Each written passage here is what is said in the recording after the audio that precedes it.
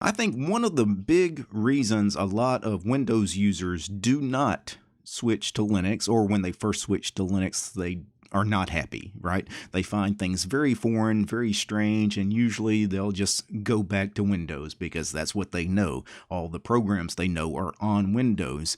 And I think us in the Linux community, we really do these Windows users a disservice by trying to just throw them in the deep end of the pool immediately. Because if all you know is Windows as your operating system and all the proprietary software that's installed on Windows, if that's the world you know and you've never ventured outside of that world, then throwing somebody in an entirely free and open source operating system, such as your typical Linux distribution, it's all open source software on that thing. And these Windows users have never used any of those programs. And I think that's part of the problem. I think other than trying to convert Windows users over to Linux, change their operating system, I think first we just need to get Windows users used to using free and open source software. Because once they start using all the popular free and open source applications that are out there, then switching to Linux is a no-brainer because all the free and open source applications that they would be using on Windows, of course, are going to be available in Linux because in Linux, free and open source is a first-class citizen, right? There's very few free and open source applications out there that aren't developed for Linux. Usually they develop them specifically for Linux and then port them to the proprietary operating systems like Microsoft Windows and Mac OS X. So what I wanted to do today is show you guys how I sometimes try to convert people that are stuck on Windows. They use Windows and maybe they have a workflow that just would never work on Linux. So I don't even try to convert them to Linux, but I try to make small changes in their life. For example, what's the most important program on your computer, the one you spend the most time with? The web browser, right?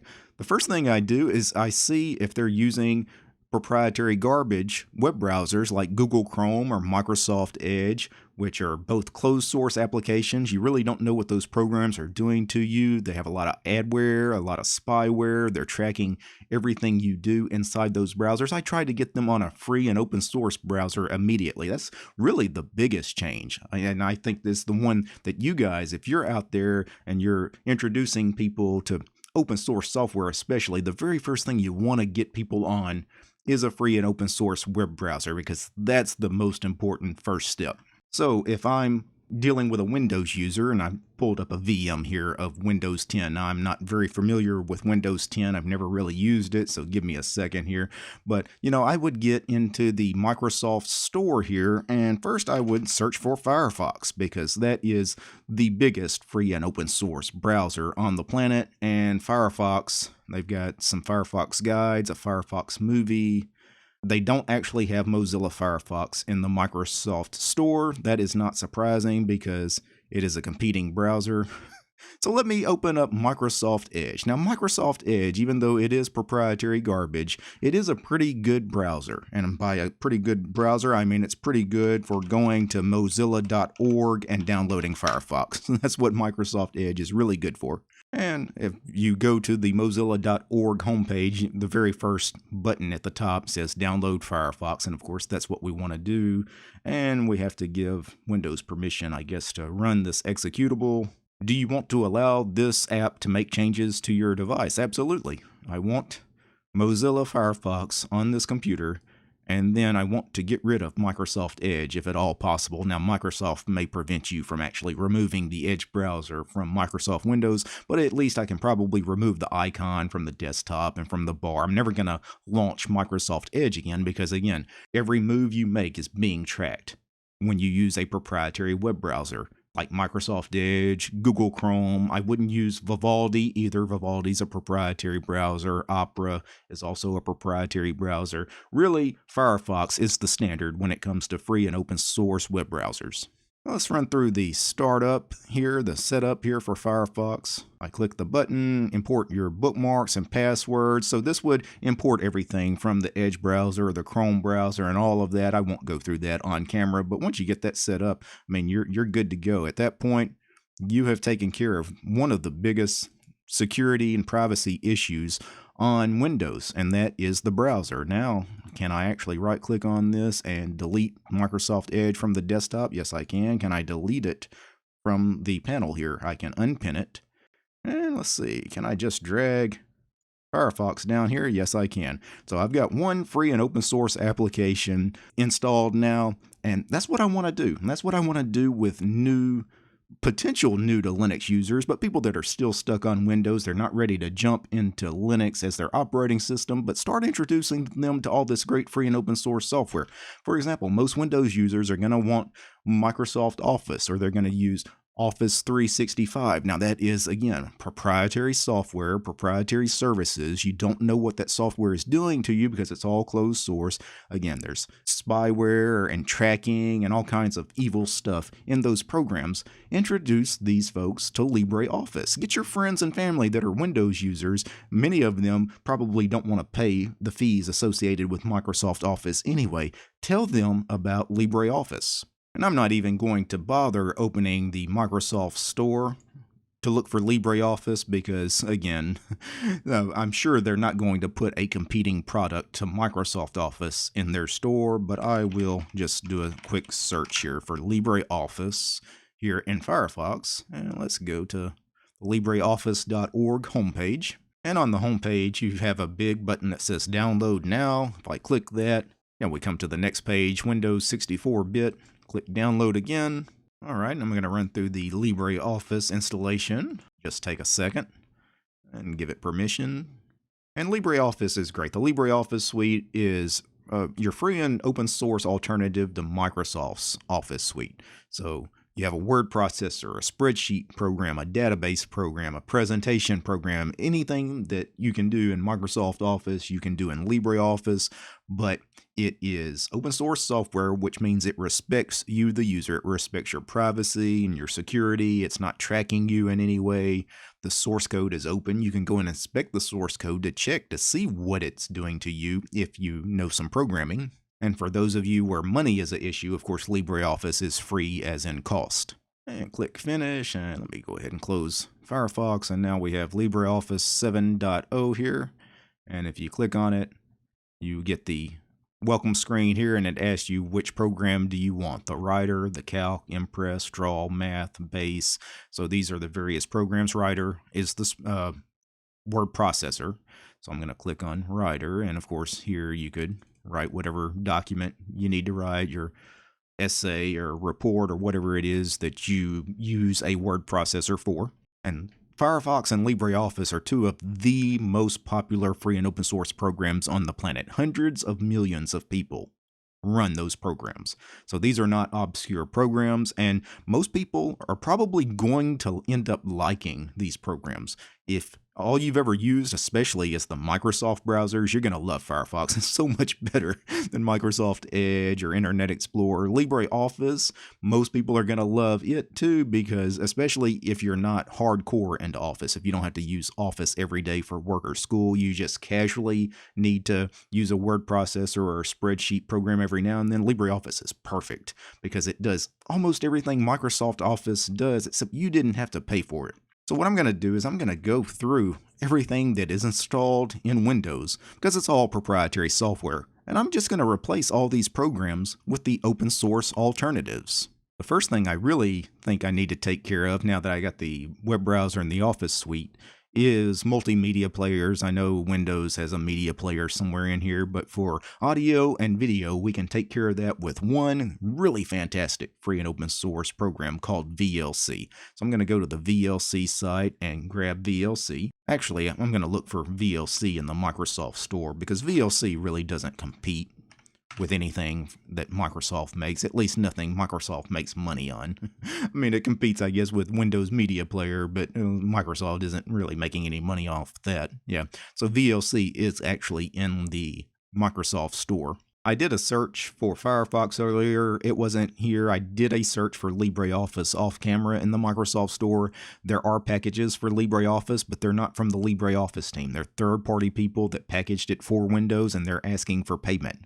You know, like $3 or whatever for payment for LibreOffice. They're asking you to pay them for packaging it. I guess don't do that. Go to the LibreOffice site and download it And if you want to give the LibreOffice guys money, there's a donate button on the download page. Make sure you donate to the LibreOffice project. Don't pay whoever packaged this thing for the Windows Store. So I'm going through here in the menu system and making sure I've got all my free and open source programs handy in the taskbar. So I've added Firefox, VLC, 3 different LibreOffice programs, the 3 most common ones, the word processor, the spreadsheet, and the presentation program. I'm running out of room here in this VM because the resolution is a little small, so I'm going to get rid of this search box. Can I hide that? Yes. Now I have more room here. I do notice there is an email program here. Of course, Mozilla, the company that makes Firefox, also makes a free and open source email client, Thunderbird. So I'm going to go grab the Thunderbird email client from the Thunderbird site at thunderbird.net is the URL for that. And it is finished installing, and close that out. And this is Mozilla Thunderbird, a very straightforward desktop email client, so it can replace your proprietary email clients like Outlook. Let me drag Thunderbird down here where it's handy, and then I don't need whatever email client that was. For me, as a content creator on platforms like YouTube and Library, I need some audio-video stuff. I need audio editors and video editors, and I need some programs to create graphics. So what I'm going to do is I'm going to go grab some really fantastic free and open source software. I'm going to install some image programs such as GIMP and Inkscape. I also need a good audio editor, and Audacity is just world class as an audio editor, and it's free and open source software, and it's available on Windows. For a video editor, I use Kdenlive on Linux. It's free and open source. I believe they have a Windows version of Kdenlive, so I'll go ahead and install that as well. So I spent a few minutes here, and now I have got the Firefox web browser installed for a great free and open source web browser, privacy respecting. I have got the Thunderbird email client installed as well. So great desktop email client. VLC, of course, will be my audio and video player. VLC is fantastic. I have the LibreOffice suite. I now have Audacity for my audio editor for recording audio, editing audio, for doing any kind of podcast work. Audacity is just one of the best pieces of software on the planet. I also installed Kdenlive. I've actually never used the Kdenlive video editor on Windows. I don't know how well it would work on Windows. On Linux, it's a pretty fantastic piece of software, though. So I quite like Kdenlive. I'm really happy that it is cross-platform for you guys that are on Windows. Give it a try. GIMP is fantastic. I've used GIMP on Windows and on Linux, and GIMP is fantastic. It is our free and open source alternative to something like Adobe Photoshop, and I've never used Photoshop. I've actually been a GIMP user longer than I've used Linux. I was using GIMP 12, 13 years ago when I was still a full-time Windows user. Since switching to Linux, I've always been a GIMP user, so I don't know anything about Photoshop, but GIMP is a fantastic piece of software. I use it to create all the channel artwork for my YouTube channel and everything. Also went ahead and installed Inkscape. Inkscape is another graphics program where GIMP is for raster-based images. Inkscape is for scalable graphics. Also, other free and open source software I could install on Windows. OBS, the Open Broadcaster software, is what almost everybody uses to stream on YouTube and Twitch and other streaming platforms. Fantastic piece of free and open source software. One of my favorite FTP clients is a program called FileZilla, and it's another program I've used for decades, a couple of decades. I was using FileZilla before I switched to Linux. Free and open source software. If you want a great zip, unzip kind of program, an archive manager, 7-Zip is free and open source software. Most people on the planet, of course, have heard of that program, 7-Zip, and I would certainly use that rather than any proprietary alternatives that may be suggested to you on Windows. So just to make you safer as far as security, privacy, tracking, as long as you're running an insecure operating system, which Windows is insecure. By its very nature, it's insecure because there's spyware built into it from Microsoft because Microsoft wants to spy on you. But at least you can't get rid of the operating system maybe because there's some things you still need to use for work or school, but at least you can get rid of most of the other programs. There's no reason to use the built-in tools or the stuff that ships with Windows because you can replace all of that with free and open source software alternatives, and these alternatives are not just lesser alternatives. These are better programs than the ones that ship with Microsoft Windows 10. So I urge you Windows users to try out all of the programs that I mentioned on this video, and I'm going to list all of the programs I mentioned in the show description, plus maybe some others. I'm going to list a whole bunch of free and open source programs that are available on Windows, and they're better software than the programs you're currently using. Those of you that are Linux users and you have friends and family that still use Windows, when you spot them using proprietary software, especially things like Google Chrome and the Microsoft Office suite and things like that, unless they really need those programs for very specialized uses, man, get those people on Firefox. Get those people over on LibreOffice. You know, those that have very basic needs as far as image editing. They don't need the Adobe suite, right? Get them on GIMP, get them on Inkscape. And when you get them using these free and open source programs, when they finally are introduced to Linux, the programs on Linux are all those programs they are using on Windows because they were using all those free and open source programs on Windows. It just makes the migration over to Linux so much easier. Now, before I go, I need to thank a few special people. I need to thank the producers of the show: Michael, Gabe, Corbinian, Mitchell, Devin, Fran, Arch5530, Akami Channel, Chuck, Claudio, Dylan, George, Donnie, Kill of Devils. I think I got some people out of order. Lewis, Paul, Scott, Willie, you guys. I want to thank each and every one of those guys. They are my highest tiered patrons over on Patreon. Without these guys, me installing Windows in a VM is something I would never do. But these guys, I did it for them. All right. The show is also brought to you by each and every one of these ladies and gentlemen as well. These are all my supporters on Patreon. And if you'd like to support my work, look for DistroTube over on Patreon. All right, guys. Peace. Let me delete that VM now.